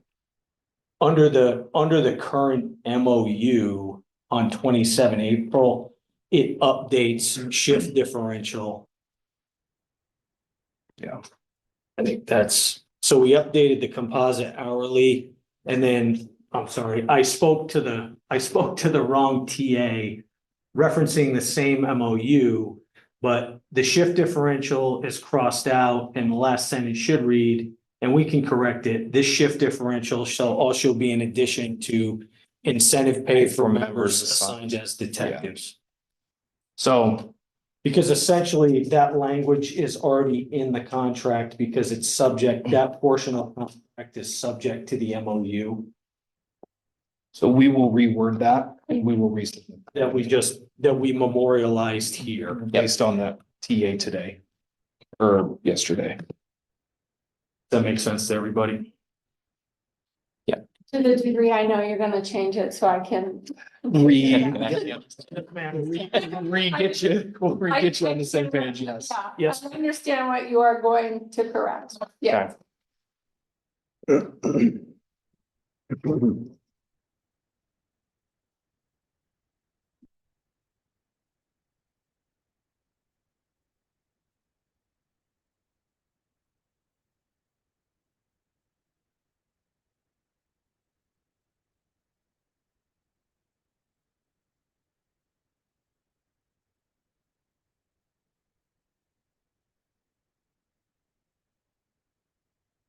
Any other questions outside of us needing to completely rewrite the bottom half of that? Okay.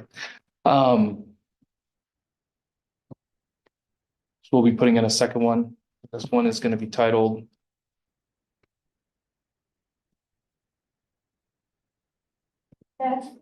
F.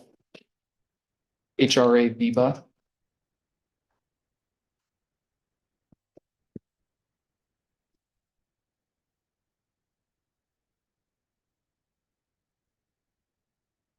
This is in regards to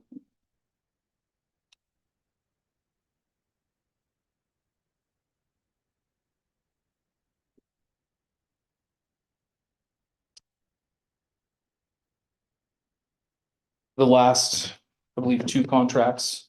When this has been proposed, there's been a handoff every other contract. The city agreed to put in 1%. The next contract, the union agreed to start adding into it. And then this contract, we are proposing that the city increase their contribution from 1% to 1.5%.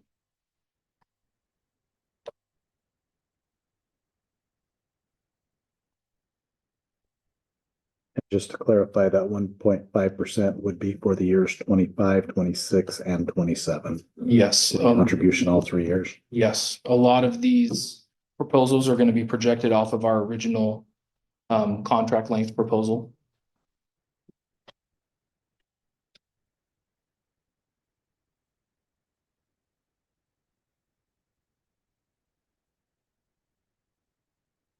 I'm not sure I understand the reference to the health trust.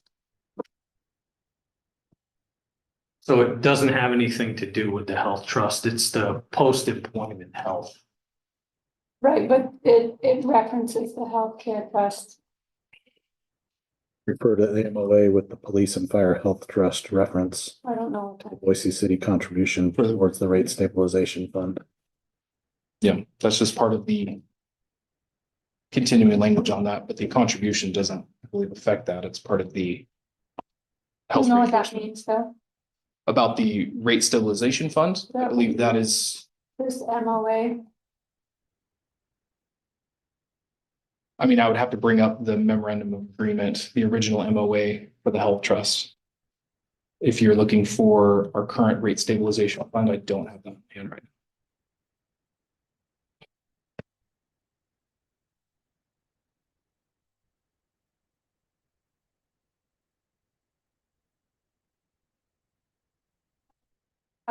proposed increase is just because, do you want us to put more money in? Is Yes, there any further explanation? Rising cost of post-employment healthcare.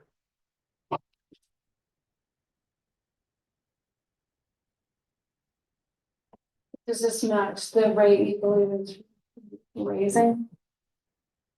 Yes.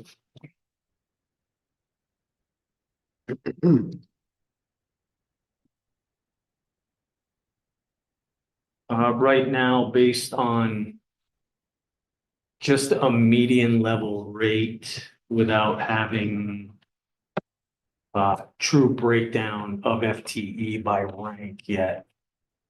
Just projecting on a middle of the road. It's right around 300,000.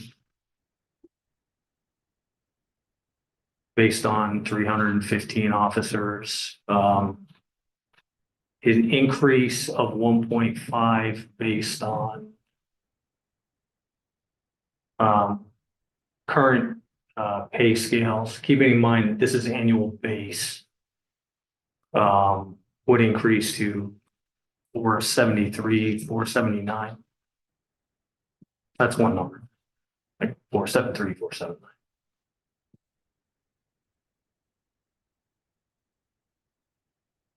In the year 2027. So what you're saying, it'd be 300,000 for the first year, something more in the second year, and then No, now, 473. right now on a 1%, right now on a 1% for median level, based on a 10-year officer is around 300. Gotcha. I went into an increase in year one of the 1.5% based on current wages.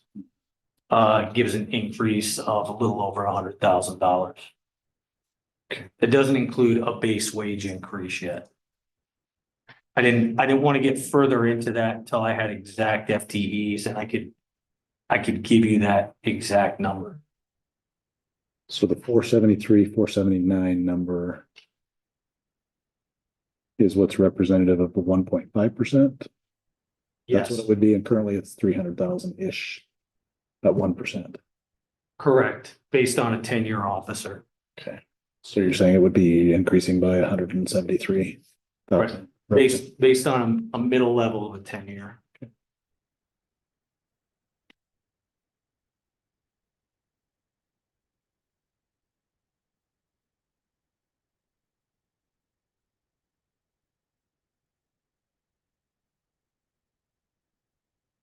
Keep in mind that the numbers people in the city have are going to be much better than me. Noted. I think You gotta be honest. We appreciate it. I have a napkin too. I can do math like that. That's about.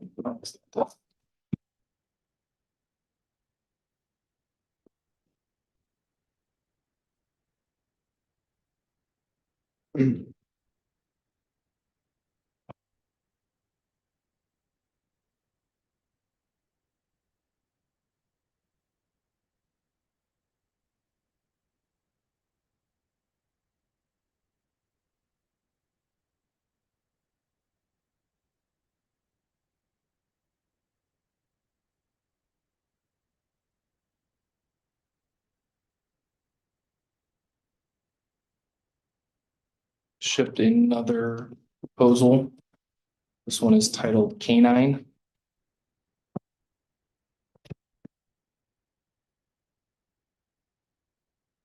Seems right.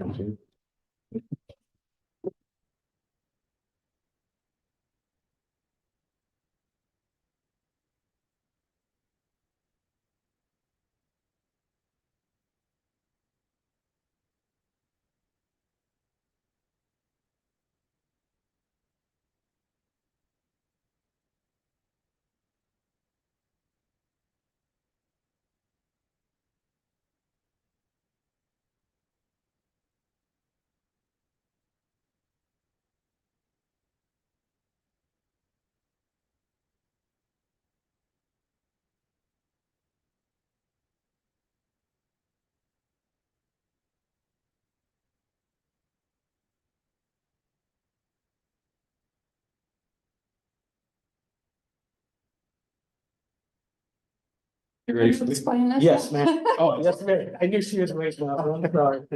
So currently, right now, the way the contract is, officers performing canine duties shall be entitled to 1/2 hour per day when not scheduled to work that day. So only on their days off in order to care for the canine, in order to care for the canine, such time must actually be spent on the electronic payment system. What we are asking for our canine unit is an hour of overtime per day, every day for canine care.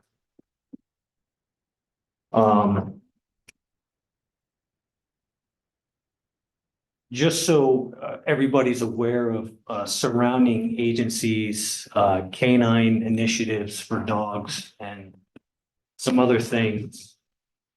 Right now, I believe there are a total of 13 canine handlers in our ranks. Right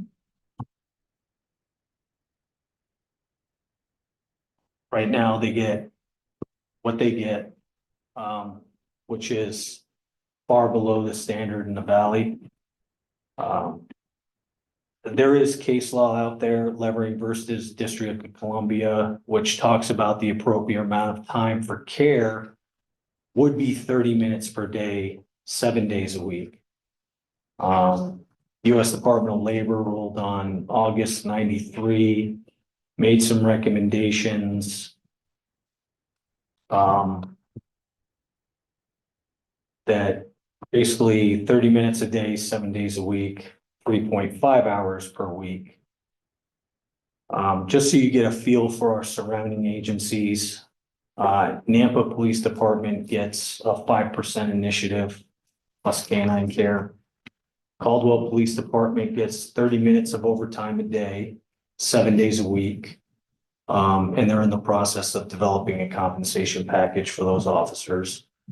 Ada County receives 30 minutes of overtime per day, 7 days a week.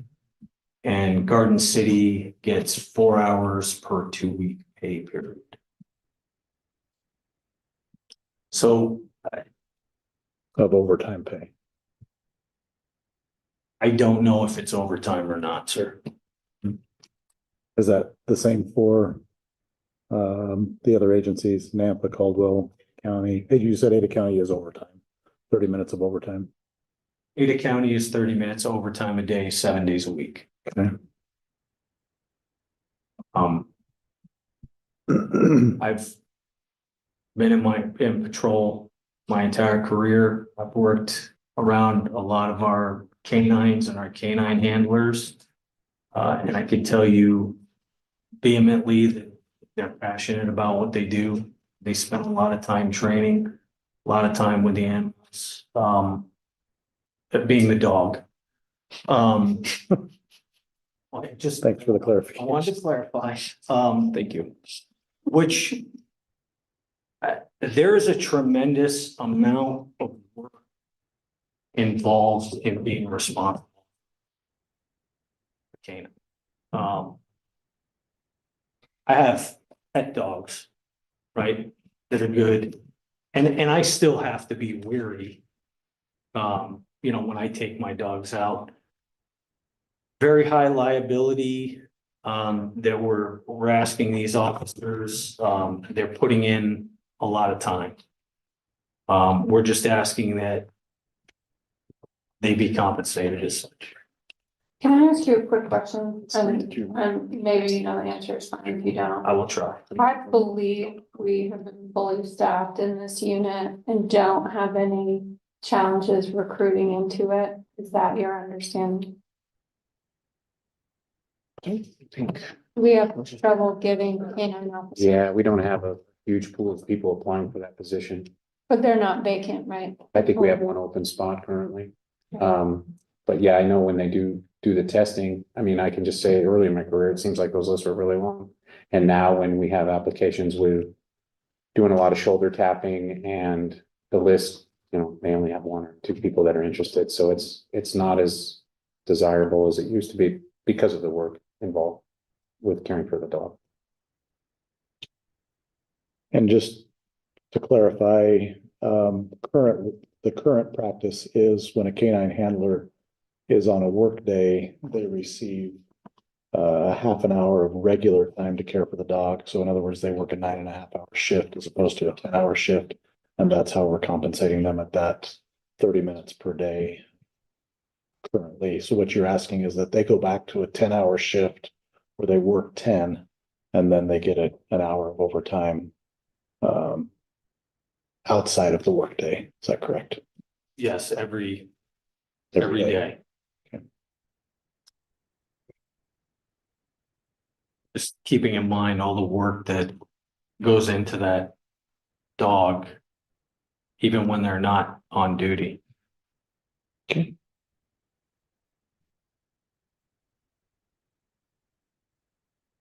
so with that and leading up to noon, we've got some homework rewriting one of them. Would you guys be agreeable to breaking for a lunch at this time while we get that one spiffied up and get that resent to you guys? If there's anything on your side you would like to do imminently before that?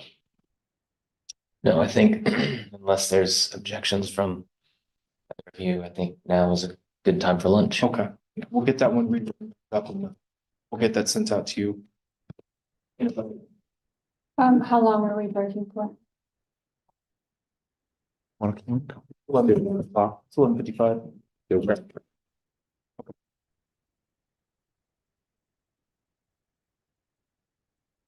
Thank you. Yep. Over the break, did you guys have any proposals or counters to what we've currently dropped? No, Okay. So we will start with then redrop the proposal A, shift differential one. With that language cleanup, it'll be titled shift diff rewrite.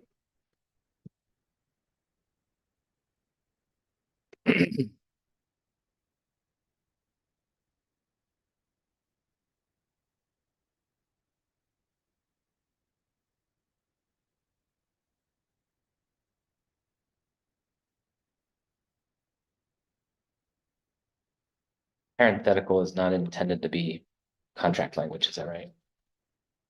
Correct.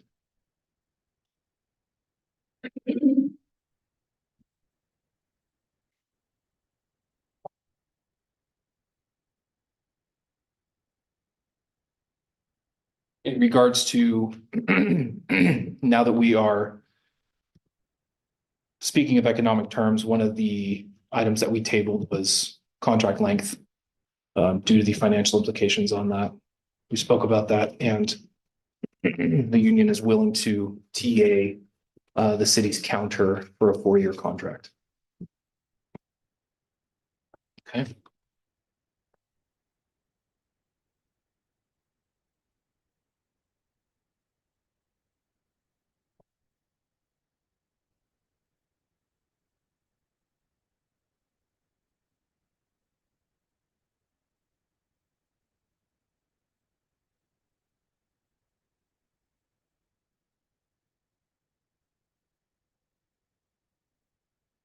item.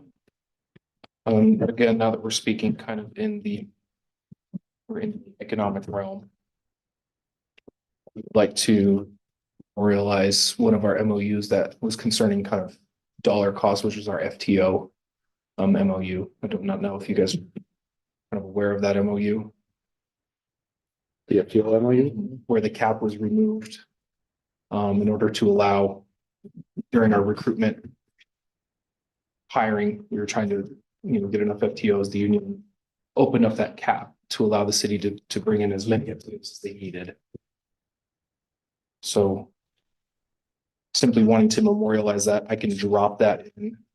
The language in the proposal will be the same as what is in the MOU. Okay, so so the proposal is to We're make the MOU part of the contract. Yes, and then Understood. yes, and the changes were the 5% and then the 5% having somebody in your call. And then taking that cap off so that the administration is able to bring in as many FTOs as they need. We're simply asking for a memorialization of that MOU.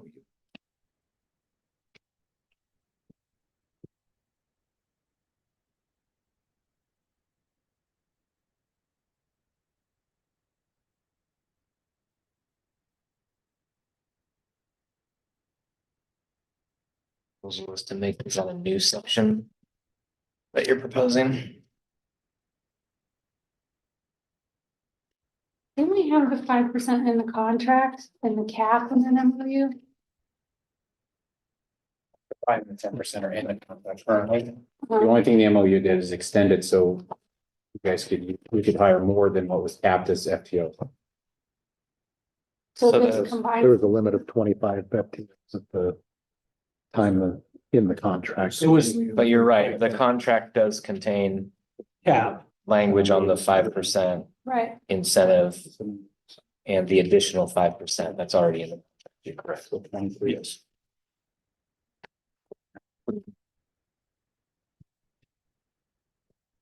So let's, just so I can understand, is the proposal on FTO to replace current K4 with the proposed language? Is that how I should read this?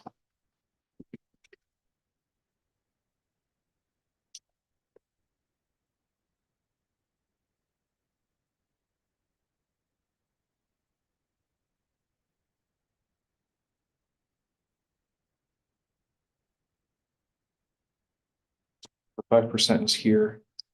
We're adding, And I'm not trying to hide the ball, but it looks the same. So I'm just trying to understand the proposal. this first sentence. yeah, Yeah, and that's essentially the. yeah, it was the 25 cap. So if you read the first sentence of field training officer in the contract, it states there will be up to 25 field training officer positions that will be filled based upon the needs of Boise City. Okay. Whereas the MOU highlighted the first sentence being the number of field training officers shall be determined by the chief of police based upon the needs of Boise City. So that is the specific language that we are asking to be memorialized. Just that part. Because essentially, because the rest of it, I believe, is the same Okay. language as was originally documented. And are you? Sorry for this. Are you proposing the last sentence be stricken? this September 30th, Chief. Mhm. Yeah, Yes, we'll have to. You're proposing to have this run the length of the contract? yes.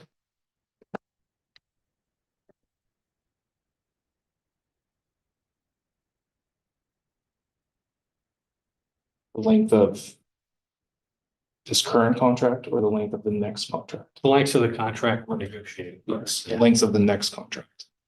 Right. That's your intention is that That is our this intention, this yes. proposal lasts through the. Not the active contract that we're currently.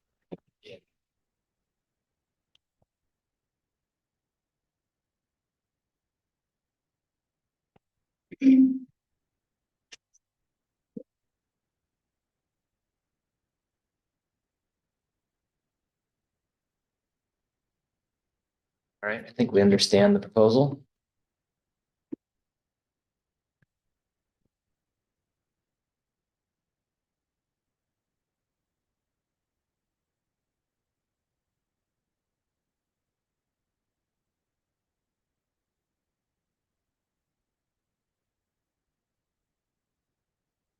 Having a proposal. Proposal M that is titled Sergeant Admin Pay.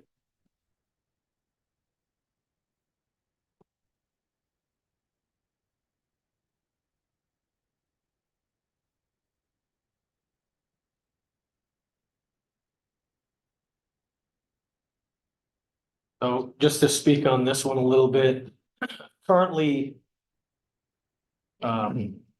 Sergeants in the narcotics unit, property crimes unit, and school resource officer unit get an additional hour of overtime per week. To essentially answer the phone and direct their on-call people. In that hour of overtime provision, we're asking that the drone unit sergeant be added to that list. This is one of those areas of specialty where we don't have quite enough operators yet to cover all times. Specifically nighttime is, and probably a lot of times when we need a drone operator, it's been one of the most invaluable tools we've had here in the city. Also very much cheaper than a helicopter. So we're asking that the sergeant for that unit be paid that additional hour for answering the phone because he is getting phone calls all the time to have drones come out and support operations in the field when one is not out on the street. Additionally, there are several sergeants that are allocated in an additional 2 hours. Includes the bomb squad, special operations entry, special operations sniper, crisis negotiation team, and the K9, or I'm sorry. And we are asking to add the K9 unit sergeant to that as well. Based on same high level of service needed when there's a dog not available. This also expounds into every time one of those units you see in there under the 2 hours, all of what we call SOU, which includes an entry, a sniper team, crisis negotiation, EOD. When they go out, K9s are getting called, the K9 sergeant's getting called, and also they have drones as well. So they're not going out without those things. So that is the ask that we add those sergeants to those specific line items in there.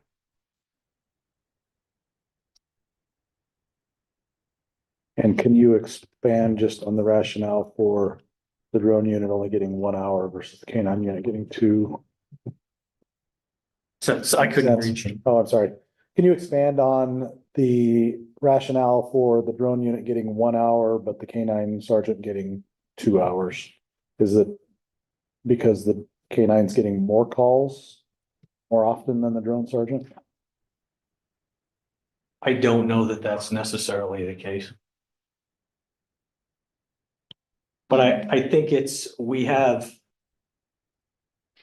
probably more expansion on those with drones on the street than we do dogs at specific times.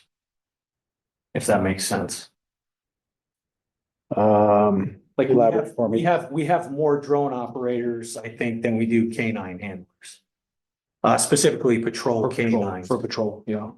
Okay, I mean, yes, we do have, we have explosive detecting K9s. I think we have 2 that are specific just to narcotics. And then, of course, we have our patrol canines.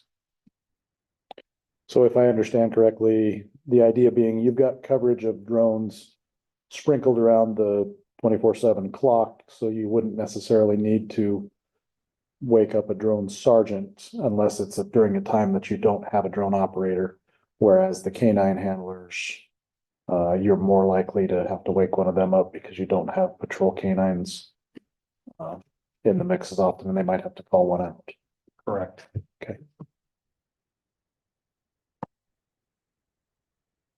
This may be a silly question, but does the canine sergeant have a canine? No, he does not.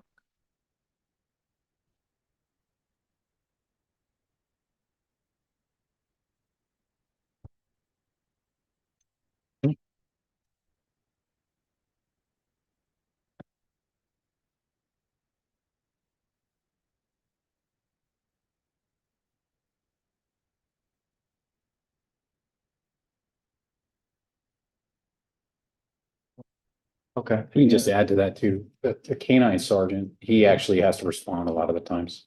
If there's a bite or something, he's actually getting woke up in the middle of the night type of thing. Just more information on that. He's getting called. Anytime there's a bite or anything, he's getting a phone call. And being that he's in patrol, he's subject to the 2-hour minimum. If he responds out, right, he gets overtime. Well, if he does have to respond, I mean, oftentimes he's just getting woken up in the middle of the night, but oftentimes he does have to respond and get sadly. But the phone calls are always, so he's the only, as far as the bite dogs, don't go unit.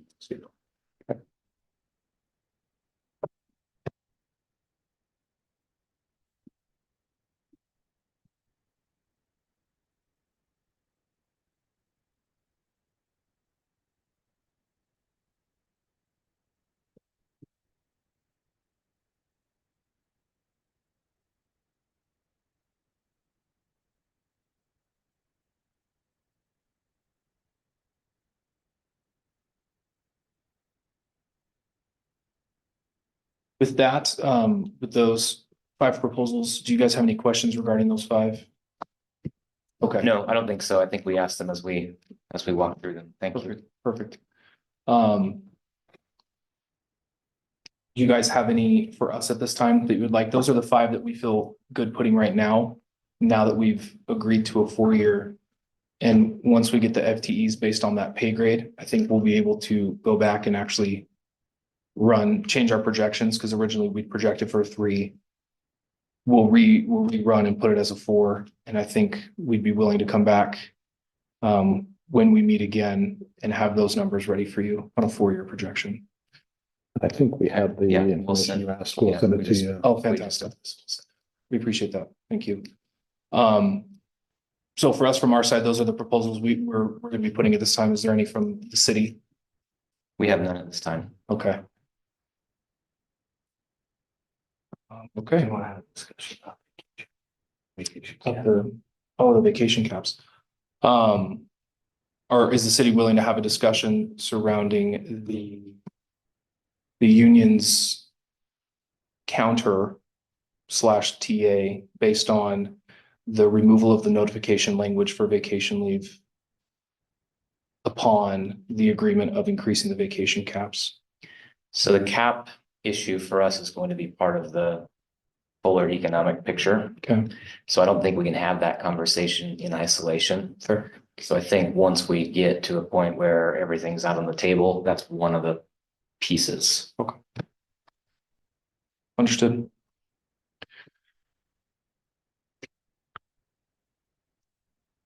So in regards to proposals and business, that's what we have for today. Is there anything else on the city side that they'd like to bring forward? Do you guys want to caucus and go over any of the proposals we gave you and then come back? No, we're not in a position to do that right now. Okay. So I think unless either of my I don't think so. colleagues have something else that they want to suggest, we have nothing further at this Okay. point.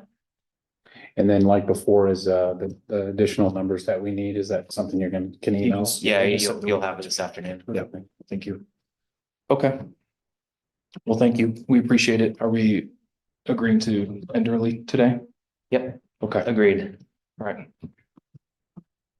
Thank you very much. Thanks, everyone. Yep. Have a good Memorial Day. Oh, yeah.